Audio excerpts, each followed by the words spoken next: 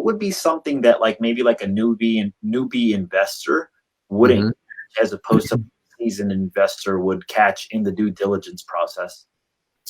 Unfortunately, I've seen Jose several newbie investors that they just don't even do any due diligence. It's like, oh, this the broker's listed. They're with a reputable company.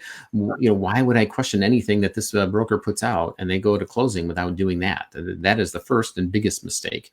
Mhm. Second is really just digging into the numbers. If you don't understand the art and the science behind underwriting, and if you can't flesh out whether these numbers are real or not, or spy phantom leases, or giving credit for late note rent that is late and that goes to auction and rental loss. I mean, there's a number of ways that people can, not intentionally, although some people do, trick the numbers when they're getting ready to sell it, but just doing a solid underwriting process on it.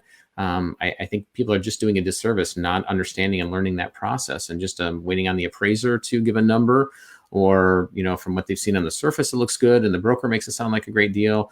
It's not until you get into the underwriting and dig into each and every line item of the expense and understand whether that's high or low compared to other properties and other projects. You need to question each and every one of those, and I think that's where people make mistakes, and sometimes it's just unknowingly because they don't have the experience behind them, and the understanding and the wisdom of knowing whether these numbers truly are realistic when they buy it.